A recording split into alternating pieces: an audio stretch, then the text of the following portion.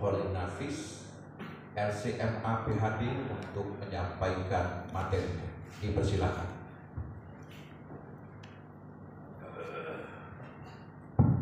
Assalamualaikum warahmatullahi wabarakatuh.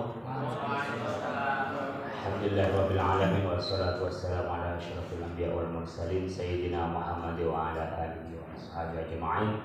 Subhanaka la ilma lana illa ma 'allamtana innaka antal alimul hakim. Bapak Ibu sekalian, teman-teman saya itu berminat banget untuk datang acara ini. Datang mulai tadi duhur. Jadi saking minatnya saya untuk hadir untuk acara ini, saking pentingnya menurut saya untuk pengkaderan ke depan. Mudah-mudahan menjadi amal soleh kita dan benar-benar menjadi kader. Saya ingin bicara soal yang lebih luas dari soal fikih sosial kebangsaan, tapi bicara soal bagaimana merawat kebinekaan. Kalau fikih sosial kebangsaan itu mungkin bisa ditelah dalam bentuk kajian, tapi kalau ini dalam bentuk kita untuk merawat Indonesia. Nah, teman-teman sekalian, ini belum tayang ya? Sudah tayang belum? Belum ya? Oke. Ini meskipun saya sudah nyampe duluan, ternyata belum tayang juga sampai sekarang. Saya pikir mulai tadi sudah disiapin. Oke. Teman-teman sekalian, saya bicara polarisasi ya. Yang itu laten sejak dulu sampai sekarang. Jadi kita itu mulai dulu kenal yang namanya Syiah, ada Khawarij, ada Mu'tazilah, ada Murji'ah, ada yang baru-baru muncul kemudian disebut Tahrir, Ikhwanul Muslimin, Jamaah Tabligh, bahkan disebut Wahabi. Ada Jamaah Islamiyah. Nah, ini saya pikir saya nggak perlu jelasin apa itu Syiah, apa itu Khawarij, saya pikir sudah tahu. Saya ingin bicara polarisasinya ini sampai sekarang itu ada. Dan pola pikirnya itu kadang-kadang mengkombinasi antara satu dengan yang lain. Kemudian yang paling banyak elaboratif hubungannya dengan politik. Jadi seringkali persoalan politik itu mendompleng kepada paham. Jadi nanti ini pendukung Ganjar dengan pendukung Anies itu nanti sudah dengan stigma tertentu. Tapi pada bingung sekarang ini mau bawa alur keagamaan dan repot ini, mau debat apaan ini? Mau dukung soal wah ini merah PDIP ada Pak Mahfud ini. Mau ngomong wah ini Anies ini Wahabi, wah ada Caimin ini. Bingung, ada teman saya itu yang marah-marah itu mau apa Anies itu PKS itu Wahabi, Ikhwanul Muslimin dan seterusnya. Caimin masuk sampai sekarang dia mau kuf gak berani ngomong.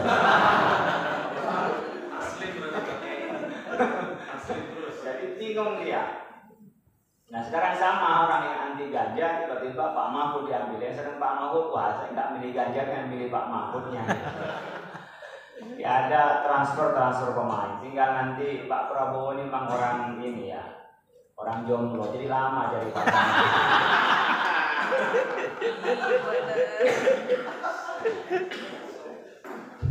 Coba ini. Nah, kita bisa dengan polarisasi politik nanti akhirnya tidak perdebatan paham mudah-mudahan. Jadi kita udah capek berdebat paham itu. Tetapi teman-teman sekalian, sampai sekarang kita juga masih merasakan ya harus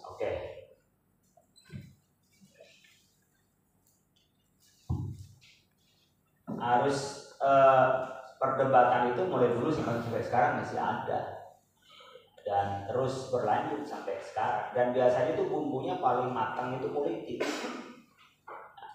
Selama satu periode ini mulai dulu sudah ada. Tapi periode ini memang menternak buzzer itu lagi berkali lipat itu. Dan profesi tersendiri melebihi kiai-kiai dan ustaz. Jadi mereka diternak untuk menjadi influencer dan mainnya adalah media sosial. Tapi sekarang sudah banyak orang yang cerdas, bahwa itu adalah main-main saja. Cuma nggak banyak orang yang tangguh. Kalau dimaki-maki di media sosial kan jengkel juga kan. Mau mukul kita dilaporin polisi kan gitu. So, jangan main kekerasan, tapi kita kan jengkel juga gitu. Kadang-kadang nggak banyak para ustadz itu yang mau menimpali.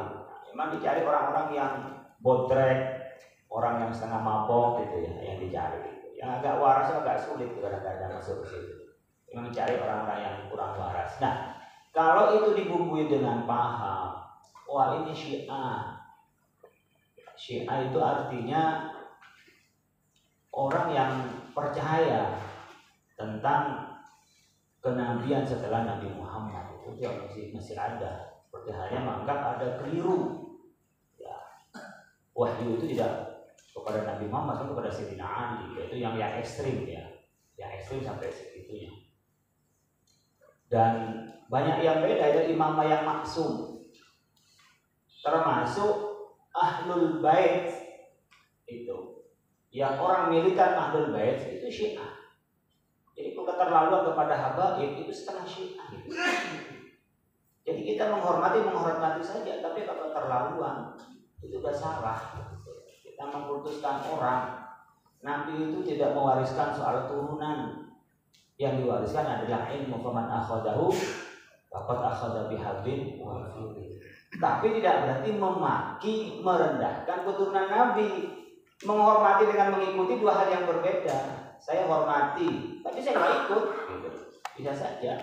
Tidak berarti tidak ikut, berarti kita mencela, tidak. Tapi tidak berarti menghormati. Semua hal menjadi ngikutin pada orang yang kita hormati. Ini penting. Khawarij itu keterlaluan memang. Jadi kalau ada apa-apa yang salah, tidak cocok pada pikirannya, dia bisa membunuh, destruktif gitu. Jadi kalau Mu'tazilah ini semua terlalu didialogkan, tapi pada waktunya Mu'tazilah juga keras, seperti pada Imam Ahmad bin Hanbal soal khalqul Quran.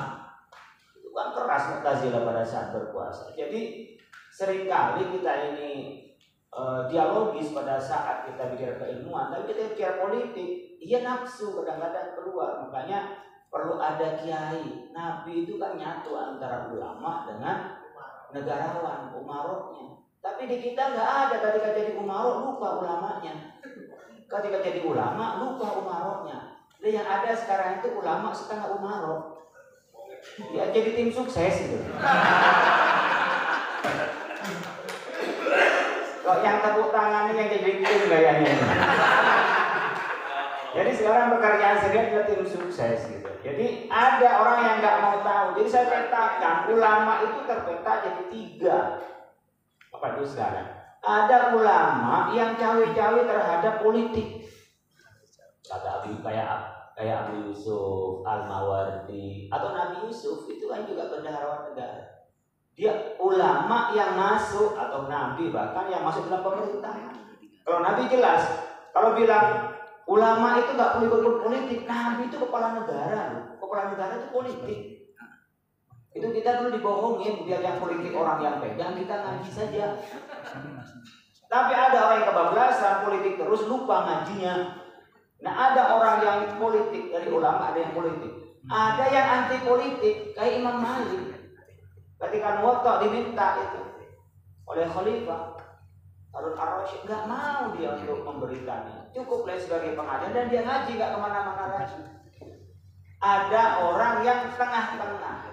Kadang-kadang orang yang sok politik ini kalau dulu ulama saling menghormati pada orang yang tidak berpolitik. Orang yang tidak berpolitik dulu menghormati kepada orang yang berpolitik. Ada yang sekarang modelnya adalah menjadikan dirinya mitra pada pemerintah. Lembaga namanya Majelis Ulama. Dia tidak masuk di dalam politik, tapi cawe-cawe soal kebijakan politik. Bukan politik praktisnya, tapi soal kebijakan politik, undang-undang pendidikan, soal undang-undang pornografi, undang-undang soal miras. Terlibat, tapi tidak dia masuk di dalam pemerintahan. Nah, ini kerangka dari 3 proses. Nah, kita terpolarisasi dengan sekarang dan Hizbut Tahrir sudah dihapuskan, dia menjadi khilafah. Jadi negara agama langsung dijadikan negara. Nah, ada yang tidak mau sama sekali dengan agama seperti negara sekuler. Seperti halnya di Australia, New Zealand, Amerika, itu Jerman, itu Belgia nggak mau, Perancis nggak mau soal agama. Itu sama porsi orang yang nggak mau menggabungkan, ini sekuler. Di kita ini kayak model MUI itu, agama negara bukan berdasarkan agama, tapi juga bukan anti agama. Tapi bukan berarti negara bukan.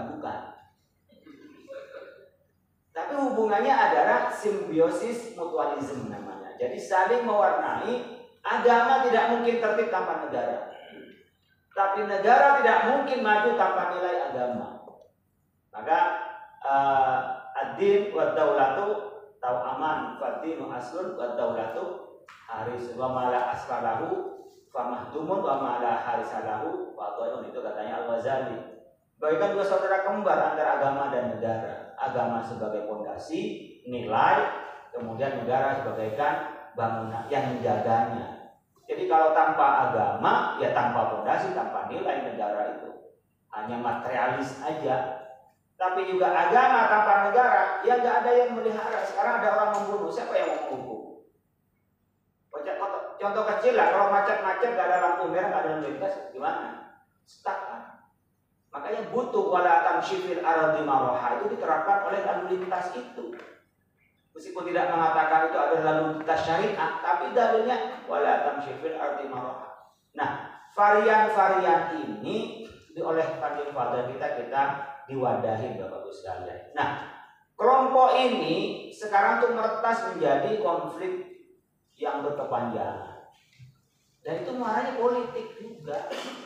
Seperti halnya di Yaman, ya, juga di Lebanon. Di Lebanon bisa dikompromikan untuk pemerintahannya, presidennya dari Katolik Koptik, kepala parlemennya itu dari Syiah, kemudian perdana menteri kerajaannya itu dari Sunni, itu dibagi. Jadi nggak bisa lompat ya. Masing-masing sudah ada bagiannya kelompok-kelompok besar. Kayak gitu umpamanya kalau ada sekarang berapa PDIP, berapa Golkar, berapa Gerindra, berapa PKB, berapa P3 dan seterusnya itu dibagi berdasarkan kepada kelompok-kelompok yang ada. Jadi itu hitungannya adalah kuantitatif, berapa jumlahnya dia dapat jatah apa. Nah, sampai sekarang ini laten mulai dulu adalah konflik Sunni dan Syiah, dan ini mudah dibakar. Sudah tempatnya sudah ada gejolak, beda pilihan politik, baik itu nasional, pilpres maupun pilkada dan seterusnya, itu mudah disulut untuk konflik. Itu yang ada di tengah-tengah masyarakat kita. Dan oleh karena itu negara kita nggak berdasarkan agama, tapi Pancasila juga bukan anti agama, tapi sesuai dengan agama. Tidak ada yang bertentangan dengan agama. Kemudian kita juga memahami ada orang yang memahami agama itu tekstual, rigid, keras. Jadi sudah rigid kok tekstual keras. Ini mirip-mirip Khawarij ini. Wa man lam yahkum bima anzalallah fa ulaika langsung. Hukum itu siapa yang bisa berhukum? Uang itu beda interpretasi kok, bukan tidak berhukum dengan Allah. Interpretasi harus beda, sama dalilnya cuman beda caranya. Contohnya Maulid Nabi. Kalau yang kecil nih, masalah Salafiyah, kata dia nggak ada di zaman Nabi. Nabi nggak pernah maulid Nabi. Memang tabligh akbar ada di zaman Nabi. Sama-sama nggak ada. Ya biarin aja mereka nggak mau maulidan, paling nggak dapat berkat. Kalau kita kan dapat berkah kan gitu. Perbedaannya yang kecil, bentuk negara. Memang negara ada model negara yang disebut oleh Nabi. Nabi nggak ada khilafah. Khilafah itu setelah Nabi. Ya kita sih ngikutin siapa? Ngikutin Nabi. Nabi nggak ada khilafah. Jadi orang mengatakan ngikutin Nabi dengan negara khilafah. Nabi itu nggak khilafah. Termasuk pemilihan dari Sayyidina Abu Bakar itu bukan khilafah, itu khalifah. Beda khalifah dengan khilafah. Khilafah itu dinasti.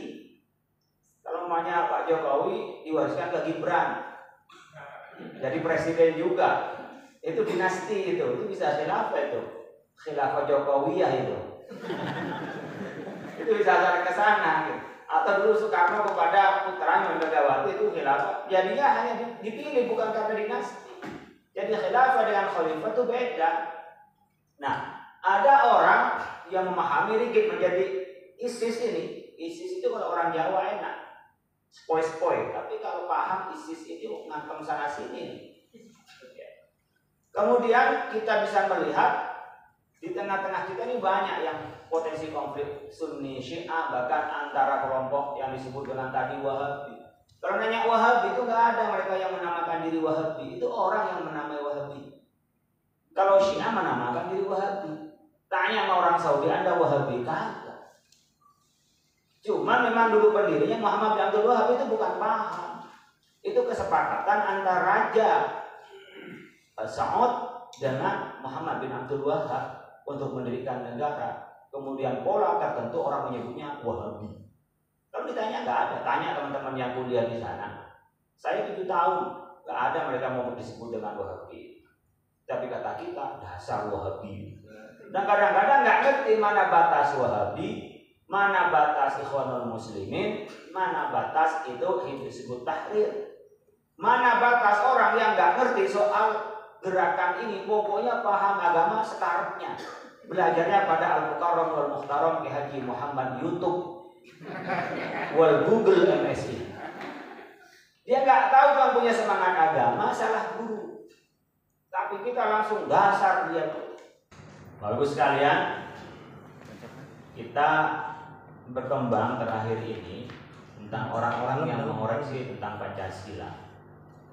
Kita perlu Pancasila bersyariah. Ngapain sih bersyariah? Pancasila sudah sesuai dengan syariah. Itu ibarat orang pakai sarung 3 ini. Udah pakai sarung, kita harus berpakaian sarung. Itu. Padahal kalau kita biasa kalau sarungan nggak pakai daleman. Saya yakin kalau malam Jumat sarungan nggak pakai daleman, bisa dibuka ke bawah, bisa dibuka ke atas.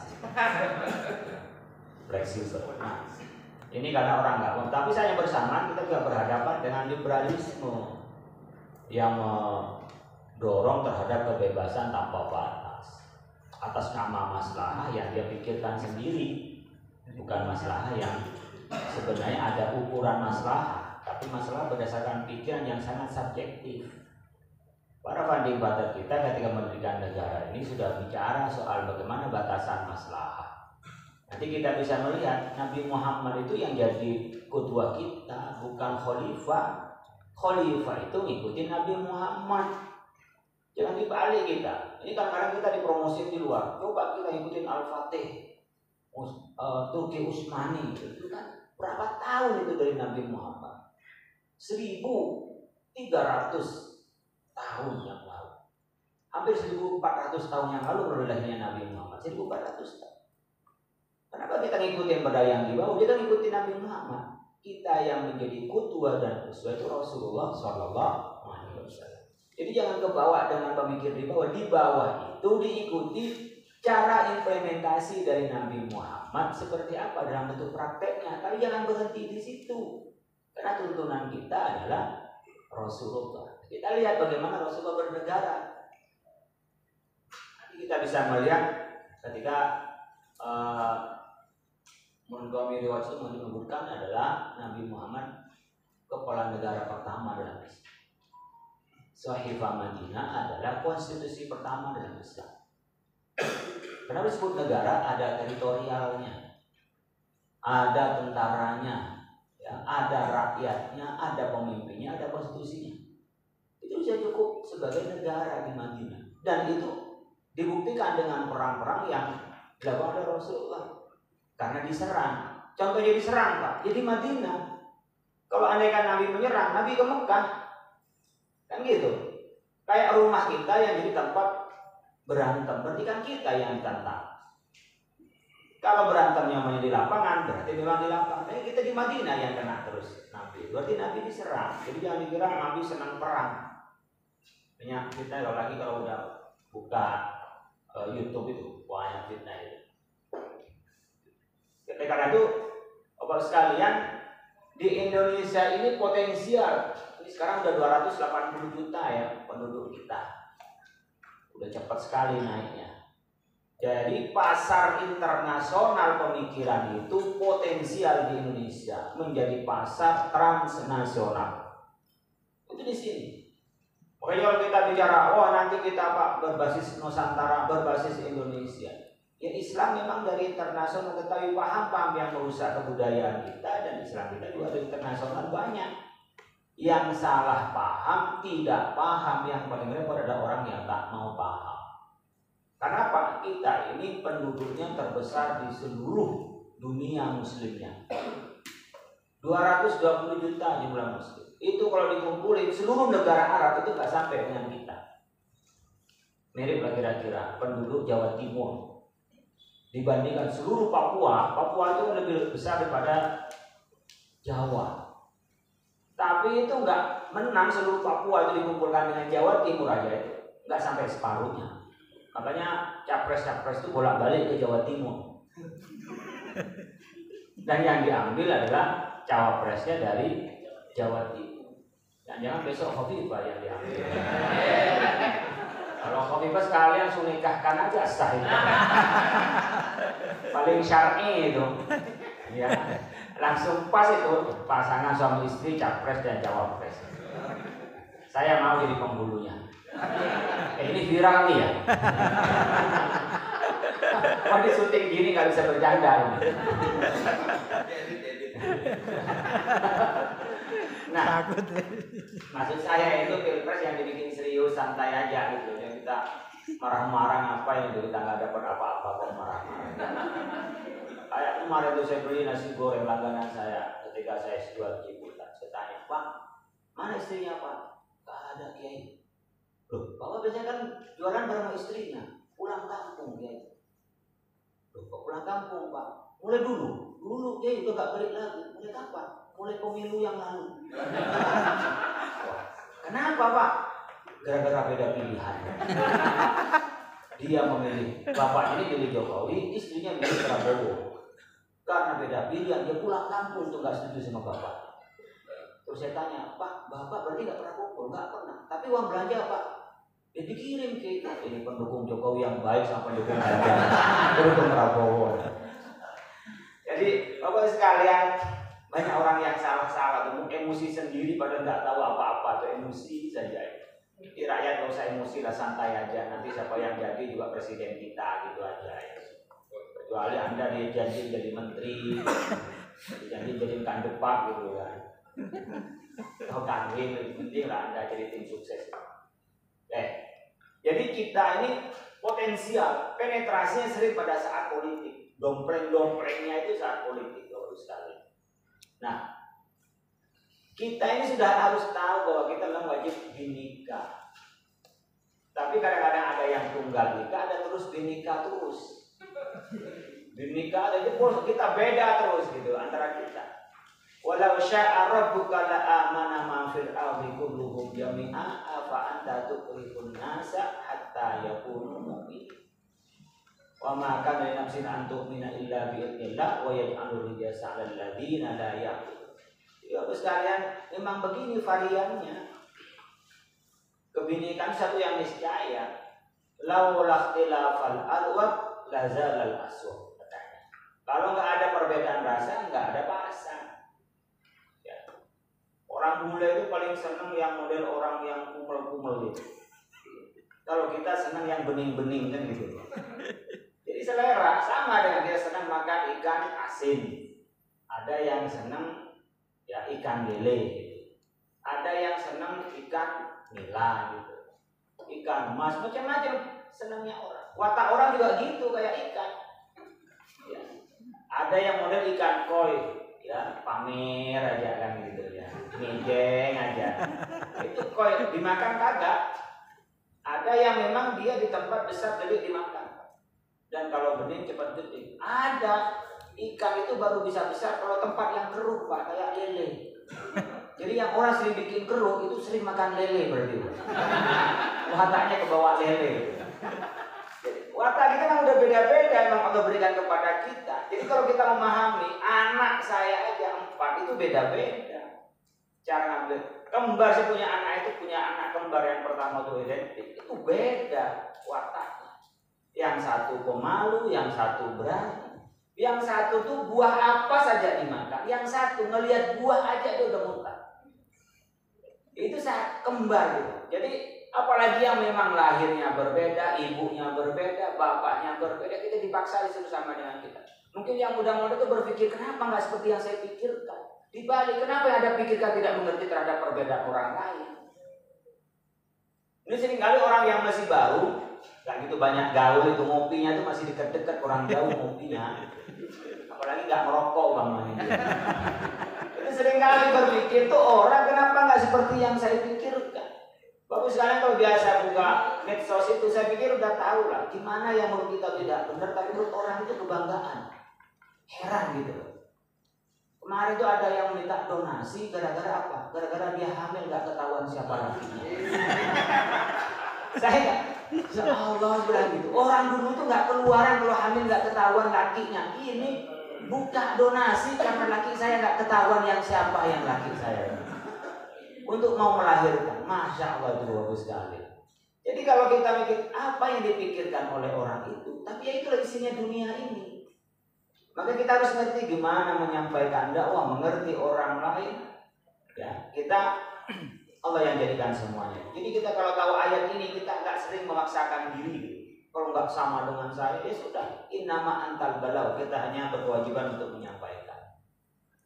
Pernah ini disampaikan oleh Hasyim Asy'ari dalam kitab Risalah Ahlussunnah wal Jamaah untuk memahami orang ini beda pendapat, beda pengertian. Ketika kaum Quraisyah itu membangkang kepada Nabi mengirim tim negosiator. Negosiator itu negosiasi datang kepada Bani Quraisyah, tapi Nabi pesan la yusalliyanna ahadukum asra illa fi Bani Quraisyah. Jangan kamu sholat asar kecuali di kampung Quraisyah. Kalau saya dari sini, kamu jangan sholat asar kecuali nanti setelah nyampe di Depok. Sementara saya di perjalanan itu nyampe sudah mau maghrib, nyampe ke sana pasti isya. Tapi bagian sahabat mengatakan, "Dah, sholat di sana aja. Perintah Nabi kan suruh jangan sholat. Anda sungguh la yusalliyanna ahadukum asra illa fi Bani Quraisyah. Jangan sholat asar kecuali di kampung Quraisyah." Kan Nabi udah jelas tadi itu perintah sholat di kampung Quraisyah. Dan yang lain, yang enggak lah itu kan kata Nabi, begitu biar kita cepat-cepat jadi asar sudah nyampe di kampung Quraisyah. Kan Nabi mengatakan, afdhalus sholati fi waqtiha, sholat di waktunya. Sholat sebagian di jalanan, di perjalanan, ada yang sholat di kampung Quraisyah setelah Isya.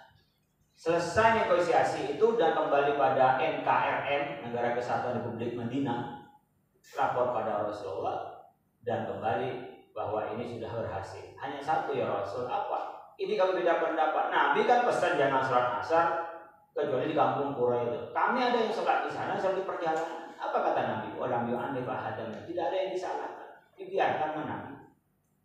Artinya apa? Ada orang yang tekstual, ada yang orang kontekstual.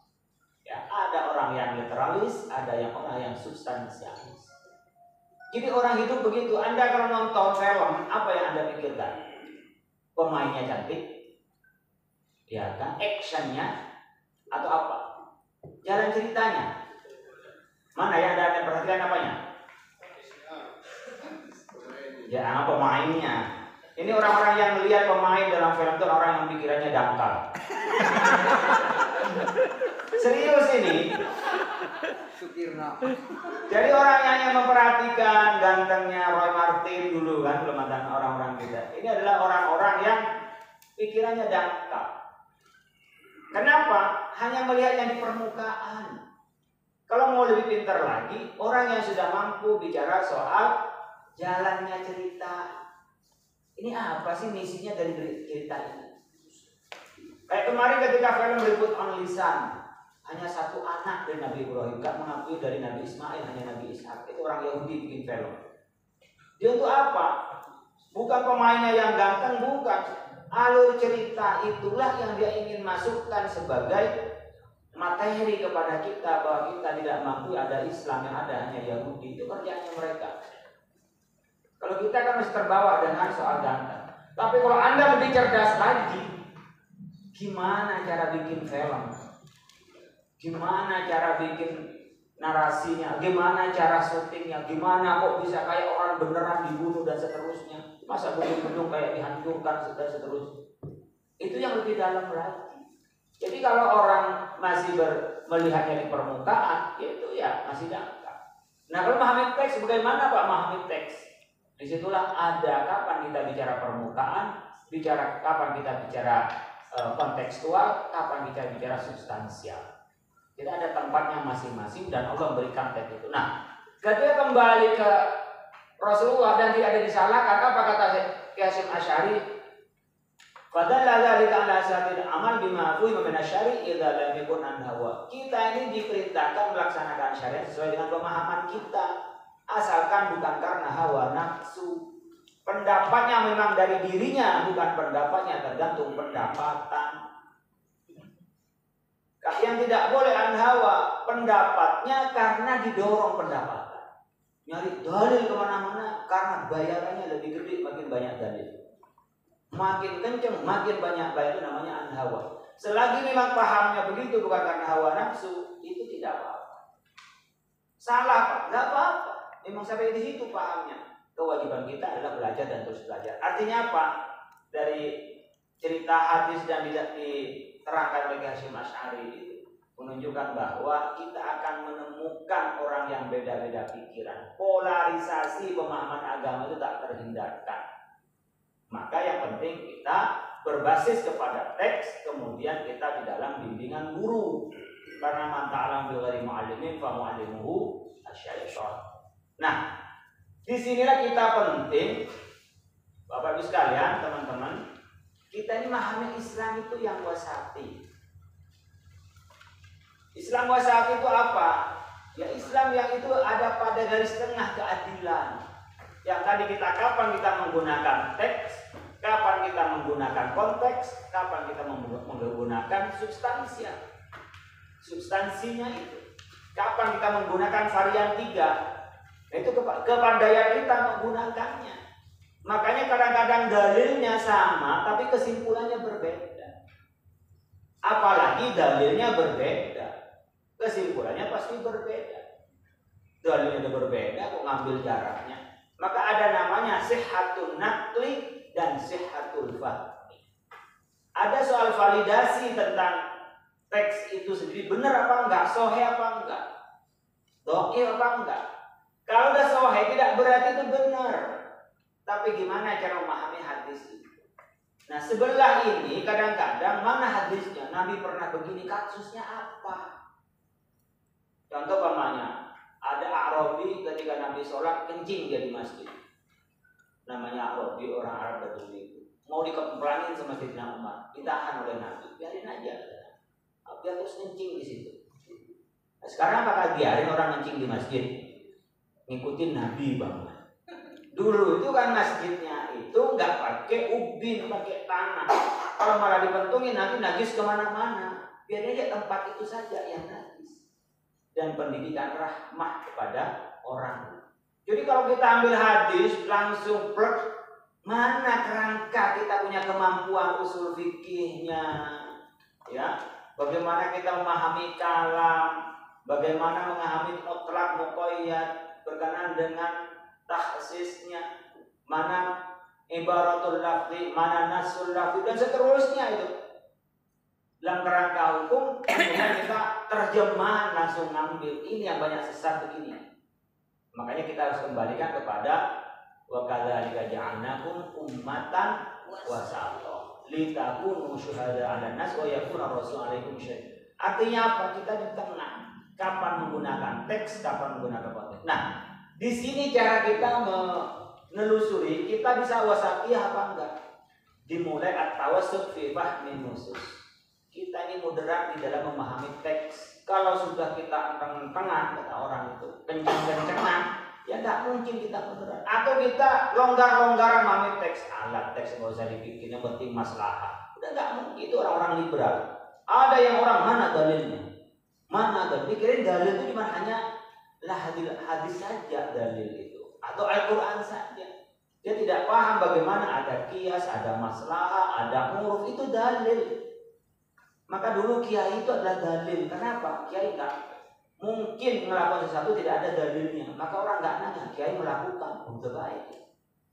Karena kiai dianggap sudah ngerti terhadap hukum. Tapi kadang-kadang kiai nggak tahu tapi pura-pura tahu, itu lain lagi. Nah, yang pertama itu tawassul fi fahmin nusus. Kapan menjadi tatawur? Kapan subut? Kapan dia menjadi tasamuh? Bisa tahu kapan tatawur, kapan tasamuh kalau manhajian, dia punya metode yang kita kenal dengan usul fikih.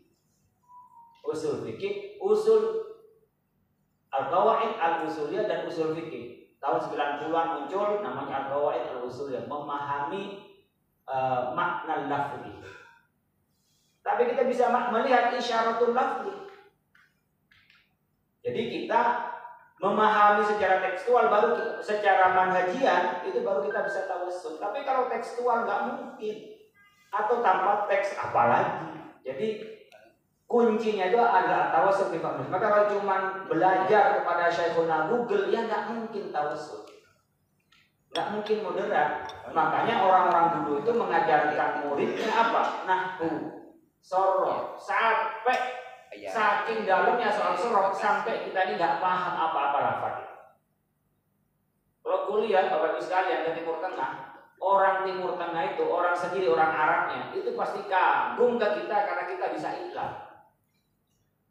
Mereka sendiri nggak bisa iklan. I'rab pun itu nggak gitu paham, apalagi iklan. Kalau kita ngerti, qala asluhu qawala ala wazni fa'ala, nggak tahu tuh orang Arab itu. Qala itu asal dari apa? Tahunya paling qala asluhu qolak. Kita ini coba dari soal lafaz, apa kepentingannya lafaz sampai kita tahu asalnya ini? Kalau bukan untuk ahli bahasa, kayaknya nggak penting. Kadang-kadang kita orang-orang santri, mohon yang santri, saking dalamnya soal sorof dan nahwu sampai nggak bisa ngomong. Kenapa? Takut salah terus. Ini kira-kira khobar apa mubtada? Ini fa'ilnya mana? Kok nggak ketemu fa'il? Orang yang nggak belajar nahwu udah nggak pakai soal fa'il. Yang penting kamu paham. Ya kita torik-torik kehujanan lah. Itu bedanya antara lulusan pondok pesantren salaf dengan modern. Saking dalamnya orang salaf sampai nggak bisa ngomong sama sekali. Bisanya adalah nyalahkan orang ngomong. Itu ciri-ciri orang salaf. Kalau orang modern, saking beraninya dia udah nggak pernah mikirin nahwunya, apalagi iklan. Yang penting dia paham, disambung-sambung sendiri. Ini dua konsep ini ada di ujung ke ujung. Makanya Bapak-Ibu sekalian, orang-orang pesantren itu dalam tahu bedanya sampai soal beda wawu, perbedaan istilah itu sekecil-kecilnya. Soal madhab namanya tentang Maliki, Malikiyah itu kan orang luar masih bisa kebalik. Maliki itu adalah madhabnya, Malikiyah itu pengikutnya. Imam Malik itu adalah imamnya. Jadi orang itu nggak mikir alal madhabil Maliki, alal madhabil Malikiyah, ada madhabil Imam Malik, gitu. Tercampur-campur dia. Tapi dia berani ngomong yang penting orang paham maksudnya ada madhab Maliki kan. Tapi orang kita saking takutnya, iya nih ya apa ini? Ya nisbah ini. Ini apa? Ini modok atau modok ilaih? Ini apakah sifat? Ribet mau ngomong satu kata itu ditunggu sampai 2 jam setengah. Saking banyak. Oleh karena itu Bapak sekalian, ulama dulu itu memberikan bahan mentah dan bagaimana cara ngeracik pada kita biar kita jadi alim. Tapi saking lamanya sampai nggak naik-naik gitu. Saya kadang-kadang mikir juga dulu, saya itu hafal dulu alfiyah itu, al-hal wa sulfadat dan mentasi bumu'iyah. Tapi saya nggak hafal Quran. Padahal yang ngarang alfiyah itu nggak hafal itu Imam Malik, Ibnu Malik itu. Dan kita yang ngaji itu hafal. Ketika saya itu S1, guru saya dari Mesir terkagum-kagum karena saya hafal alfiyah itu. Dia doktor bidang nahwu itu nggak hafal alfiyah. Saya lulusan sanawiyah udah hafal alfiyah itu. Coba bayangkan, tapi disuruh ngomong belepotan kita. Jadi yang diinginkan oleh para kiai dulu kepada kita itu punya ilmu alat yang kuat. Dan kita punya rasa takdim sampai sekarang saking takdimnya kita nggak pernah mau jadi imam. Padahal orang yang baru belajar Fatihah yang salah-salah itu sok merdu jadi imam di depan kita. Gede dah saya kalau gitu udah jadi imam. Jadi kalau sekarang saya itu kalau sudah masuk musola, nggak pernah saya itu menghindar kiai ke depan, langsung saya ke depan, nggak persilakan orang lain. Karena sekalian jadi nggak khusyuk, gedeg ya jadi. Bismillahirrahmanirrahim. So enak itu, suaranya enak mungkin, tapi kan Pak makhrajul hurufnya itu nggak ketemu. Kita kan langsung kuping itu teng gitu kalau udah makhrajulnya ketemu. Antara orang ngaji mulai kecil dan ngaji setelah tua itu kelihatan di kuping itu kedengaran.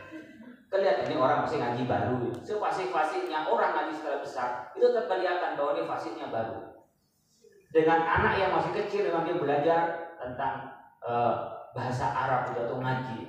Nah, kita ini kadang ada di kutub itu tadi ada yang kutub kelompok salaf yang sangat Emriti dihafal, Alfiyah dihafal, Jurumiyah dihafal saya dulu. Tapi nggak pernah diajari menghafal juz 30. Apalagi 30 juz. Sekarang dihantam dengan menghafal Quran begitu orang salaf ngapalin cuma nadom katanya, tapi nggak hafal Al-Quran, dihantam kita oleh kelompok.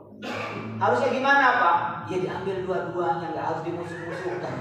Kenapa dihantam begitu? Kalau bisa hafal Quran, bisa hafal Alfiyah ya nggak apa-apa gitu. Jadi sebenarnya kita ini diantemin gitu nyampe di jalan gitu, wah ngapain itu? Hanya kita ngapalin Al-Quran, ngapalin Al-Quran ngapain? Nanti ya kalau kita jadi imam, An-Nas kan yang dihafal. Tabbat yada abi lahabi wa tabbat yada abi lahabi wa tabbat yada. Kapan lanjutnya tabbat terus ini? Nah ini Bapak-Ibu sekalian, kita ini perlu kadang-kadang juga untuk melihat keluar. Biasanya di pesantren salaf itu ketika lulus dari pesantrennya merasa nggak ada yang lebih alim lagi kecuali lulusan pesantren. Dan seringkali menunjukkan bahwa dirinya lebih unggul daripada mereka yang kuliah S3. Padahal tahunya cuma satu yang unggul, lainnya nggak lebih unggul.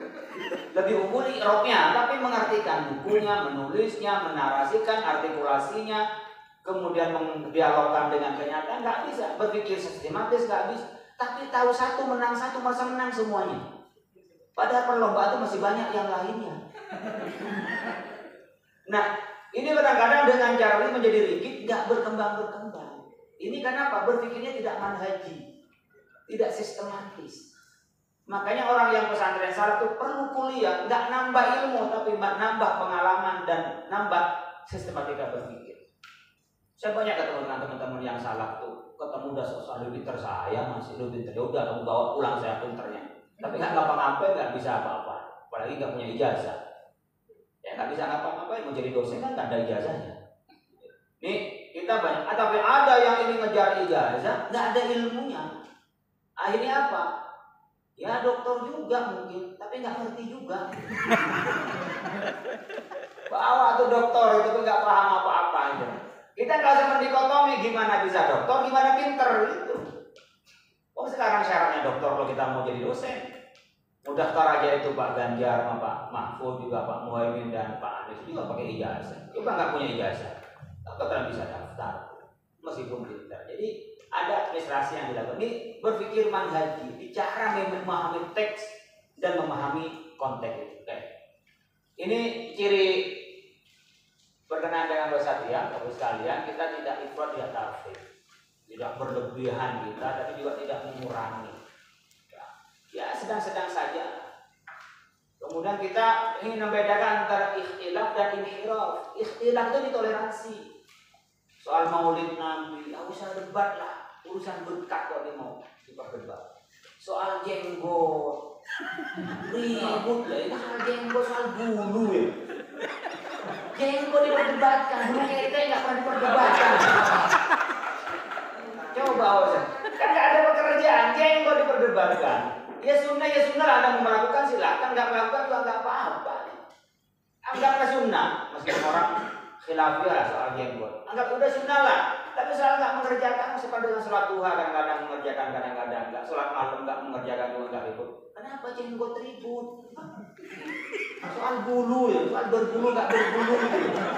Masya Allah, yang di bawah bulunya nggak pernah ditengok. Kadang mikir, ya Allah, ini kita nggak bisa ngabisin waktu. Coba antara karena jingkrang dan tidak jingkrang. Soal di mata kaki, kenapa mikirin mata kaki? Nggak mikirin mata hatinya. Ribut soal ini di atas ke mata kaki, ini di bawah mata kaki, ribet. Ini kan persoalan lifestyle aja, gaya hidup, mau pakai di atas mau tidak kan gitu. Kalau pakai sarung pasti di atas mata kaki terus, bahkan di atas dengkul itu perusahaan. Soal mata kaki, saya pernah itu ngimamin sholat, selesai ngimamin itu saya Jumat khutbah, ditegur, Kiai, kenapa pakai celananya? Saya kalau ke kantor tuh pakai celana, biar nggak kelihatan nggak terlalu. Kadang-kadang ada orang yang masih alergi dengan sarung. Sarung dianggap kampungan, sarung paling harganya 40.000. Benar, ada teman saya sekirimin nih harganya BHS 6 juta tuh yang BHS tulis. 6 juta saya kasih ke dia, kaget dia. Saya beli di Tanah Abang kok panas, kalau dibeli harga 30.000. Ini Atlas ini enak dan itu nih Wadimor dan gitu dari TV enak kok tidur. Kalau nggak percaya coba sama pakai sama istrinya pasti enak sudah. Nah, kadang-kadang kalau ke kantor pakai celana, karena nggak semua orang masih paham bahwa itu lebih mahal daripada yang dia pakai, masih anggap kita kampungan gitu. Ada yang masih punya persepsi seperti itu. Gitu. Ya saya ngikutin karena ngikutin pola. Jadi kita kadang-kadang ribut berkenan yang tidak substansi, jenggot, maulida, kunut, lebar sampai jam 1 malam. Paginya sama-sama nggak kunut, bangunnya kesiangan. Gimana? Sholat subuhnya hilang, bukan hanya kunutnya hilang. Kan repot. Coba soal mata kaki, Bapak Ibu sekalian. Laki-laki itu orangnya baina surah wa rukbah. Gak ada baina surah ila mata kaki ila ka'bah yang ada. Kenapa ribut dengan ka'bah? Sementara punya perempuan yang cuma nutup bokongnya dilihatin terus. Itu kalau mau diributin tuh tutup gitu. Ini orang nutup sampai ke bawah dia ribut soal mata kaki. Mau yang cingkrang mau bawa terserah. Kalau saya senang di bawah. Agak cakepan dikit, kalau cingkrang tuh kayak gantung gitu. Apalagi pakai dasi katanya. Ini persoalan model, nggak ada urusan. Orang di sini pakai batik menjadi normal, bagi orang Arab pakai batik itu ya kok warna-warni gitu. Itu persoalan style. Kalau Anda biasa pertemuan internasional, misalnya saya tanggal 6 ini di Dubai International Conference, saya Makal. Itu kalau udah ketemu dengan teman-teman, saya minggu Agustus saya ngisi international conference juga, pas di hotel Hilton depannya Ka'bah itu, 86 negara mufti dan kementerian agama. Kalau udah ketemu macam-macam orang di sana, ada yang pakai jas, ada yang pakai cuman apa, yang macam-macam dari Mali, dari Afrika itu udah macam-macam, udah gak ngitung soal pakaian itu. Sini ribut soal pakaian itu. Soal mau kecil, mungkin kalau yang hikam nggak cukup celananya kekecilan, udah lama dipakai, ada yang kelebihan itu aja yang harus dibikin. Jadi mana yang ikhtilaf, mana inhiraf kita harus tahu. Kita ini mengedepankan ya bertindak proporsional. Adil itu proporsional. Adil itu bukan berarti sama. Kalau sama pasti nggak adil. Masa narasumber disamakan dengan peserta? Itu nggak adil itu. Terus duduk mulai pagi sampai sore. Kenapa peserta? Maka tadi saya bilang nyampe di mana Pak? Ini ajak ngobrol, saya udah capek pengen nonton TV orang daftar ke KPU. Ajak ngobrol di bawah, saya tanya, Pak makan Pak? Saya udah makan, saya butuh kamar aja. Kenapa? Saya narasumber. Kalau peserta jangan nanya kamar, harus masuk ruangan. Makanya tadi saya mau masuk, kok peserta sedikit, balik lagi karena saya narasumber. Masa narasumber nungguin peserta? Peserta yang nungguin narasumber. Tapi honornya banyak kan narasumber. Biasanya gitu Pak. Saya nggak mikirin honor sini Pak. Saya pengen ketemu aja. Oke. Ini antara ikhtilaf dan inhiraf ini. Nah kita juga harus ada tatawur, ada musyawarah, ada dinamis hidup ini. Apalagi soal muamalah itu dinamis. Kalau ibadah memang nggak dinamis. Jadi kita ada yang subut, ada yang tagayur itu harus tahu nggak semuanya subut, mateng-mateng terus terlalu longgar nggak juga. Oke, ini cirinya tawasul itu kita ada tawazun, ada keseimbangan, ada itu ada waktunya kita tegas, tapi ada tasamuh, ada waktunya kita ini toleran, tapi kita ini semua egaliter. Kiai pun juga menghormati sekarang. Sekarang malah kalau pondok-pondok itu sudah kayak atas bawah dengan pengasuhannya itu nggak betah pergi. Maka sekarang nggak ada sekolah itu yang nggak naik kelas. Kenapa kalau nggak naik kelas? Pindah ke kelas lain, udah naik.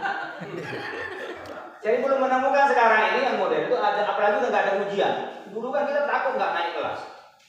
Wah, nggak naik kelas. Ada teman saya itu karena nggak pintar itu nggak naik kelas. Setiap kelas itu setiap tingkatan itu 2 tahun karena nggak naik. Sekarang nggak ada orang nggak naik kelas, Pak. Nggak naik kelas yang diambil sama orang tuanya dipindah ke kelas ke sekolah lain langsung naik. Yang sekarang ini nggak ada sudah. Ada syuro, ada islahiyah, kita ada musyawarah, ada orientasi reformis, apa yang terbaik? Ada aulawiyah, mana yang lebih prioritas? Ada tatawuri, apa yang berkembang? Lalu kita akan mencapai tahap duri, akan mendapatkan peradaban manusia. Jadi kalau statis nggak bisa berperadaban, tapi kalau dia lihat nggak ada nilainya. Itu yang kita ingin. Oke, karena itu Bapak sekalian, bernegara ini bagian yang mutaghayyirat. Hanya satu patokannya, antahkumu bil adli. Siapa yang menegakkan keadilan, itulah negara Islam. Nggak ada negara Islam itu yang ada patokannya. Kalau negara mayoritas Muslim, iya. Tapi negara Islam mau kerajaan, mau khilafah, mau demokrasi, mau NKRI, mau model apapun yang penting bisa menegakkan keadilan, itulah negara Islam. Cari mulai dulu model apa negara Islam. Kita bisa lihat Nabi Muhammad SAW ini Madinah itu Nabi akan mengatakan wal muslimuna ala syurutihim illa syaratan harrama halal aw halal haram. Maka di kita ada Darussalam kata orang NU, Darul Ahdi wa Syahadah katanya orang Muhammadiyah, Darul Misak katanya orang MUI. Atas berdasarkan perjanjian kita kan berjanji sepakat untuk ber-NKRI, itu udah negara Islam. Yang mengkhianati itu yang namanya melanggar. Wa in kana min qaumin bainakum wa bainahum mitsaq fadiyatun musallamatun ila ahli wa tahriru raqabatin. Jadi ada sanksi bagi buat orang yang melakukan pembangkangan seperti Wadi Koro itu tadi. Ditanya tuh, kalau memang dia dinegosiasi tidak balik, diperang. Kenapa? Mengancam terhadap kebutuhan. Sama dengan orang yang menolak bayar zakat. Orang berpikirnya karena tidak bayar zakat kewajiban Islam. Bukan hanya itu. Kalau orang Islam nggak bayar zakat, itu akan goyang pemerintahan. Bagi mereka bayar pajak, non-Muslim, orang Islam bayar zakat. Di kita sekarang bayar dua-duanya. Kurang baik apa umat Islam? Bayar pajak, bayar zakat. Apalagi yang zakatnya langsung dipotong. Kita bayar 2. Kurang baik apa umat Islam? Mayoritas bayar 2. Kalau di zaman Nabi, orang yang bayar zakat itu nggak usah bayar pajak. Itu yang sedang saya lakukan beberapa kali, saya nulis di media, saya sampaikan. Sekarang baru pajak zakat itu pengurang pajak, bukan sebagai pajak. Jadi kalau punya penghasilan 5 miliar, kemudian kewajiban pajaknya itu adalah 500 juta, kemudian saya zakat, saya keluarkan uangnya 200 juta, maka berarti yang saya wajibkan keluarkan pajaknya itu adalah 4. Berarti yang saya keluarkan itu adalah 4,8 miliar, 4 miliar 800 karena 200 kepotong, tapi terbayar. Kalau ini dijadikan sebagai pajak, maka tinggal hitung berapa persen ini, udah nggak perlu bayar pajak lagi. Jadi seperti di Australia itu charity namanya, yang kita keluarkan untuk donasi itu bisa dimintai billnya, bondnya, kemudian diantar sebagai pajak. Di sini enggak, kita dua-dua. Jadi orang Muslim di Indonesia itu baik banget. Kalau dianggap kita mungkin masalah, tidak, orang Islam itu paling baik banget. Di mana umat Islam yang penting paham Islamnya benar, pasti ramah dengan kelompok lain. Dan kita yang bertobat. Nah, Bapak sekalian, ini Piagam Madinah. Pasal pertama, tidak ada soal tauhid, tidak ada soal nyebut agama. Apa? Innahu ummatun wahidatun min dunis. Pasal pertama soal persatuan seluruh rakyat yang ada di Madinah. Kita di Pancasila yang sila ke-3, persatuan itu. Wajib membela negara. Wa insalimal mu'minina wa la yusalim mu'minuna mu'min fi sabilillah anda sawi wa adil baik egaliter. Tak ada bedanya. Sama, siapapun boleh nyalon jadi presiden. Siapapun nyalon bisa jadi gubernur asalkan dipilih. Kita mau nyalon, kemarin saya mau SKJ, akhirnya mau dilamar mau jadi cawapres, ada yang melakukan ya. Saya pikir ada yang melamar menjadi cawapres, mungkin periode depan kali. Kayak bercanda nih, amin amin.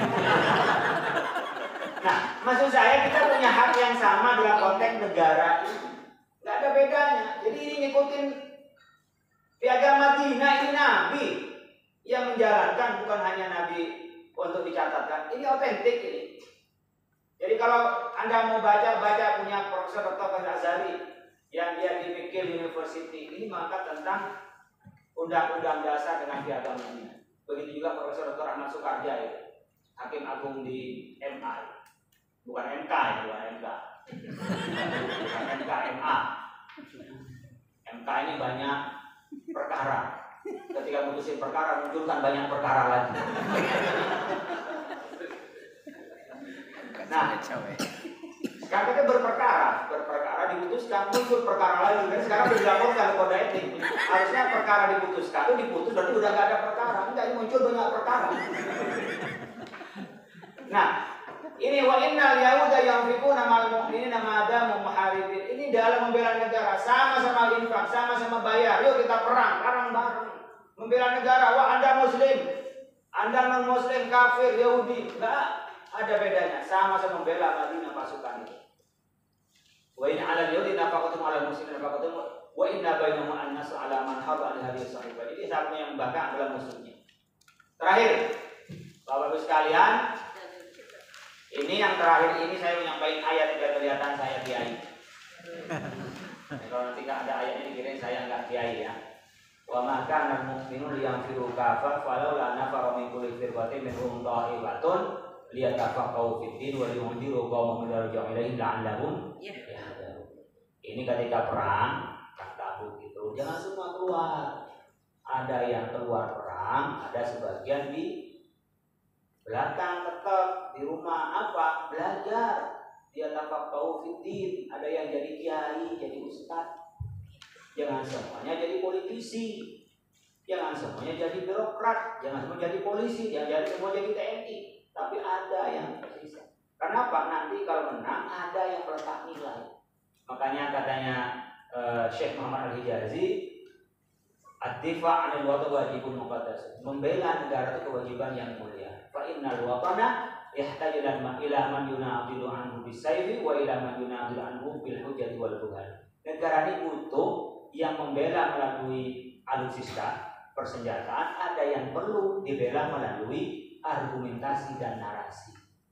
Maka ibu bapak sekalian, kalau punya anak dua, salah satunya itu harus jurusan agama, salah satu silahkan jurusan hukum. Kalau punya anak tiga, minimal ada satu yang jurusan agama, andaikan duanya ini jurusan umum. Saya punya anak Pak, 4. Kok sekarang umum semua, tidak ada yang agama, bikin lagi yang jurusan agama. Kalau kau bilang istrinya sudah tutup pabriknya, kawin lagi. Terima kasih. Assalamualaikum warahmatullahi wabarakatuh. Sebetulnya kita lebih senang mendengar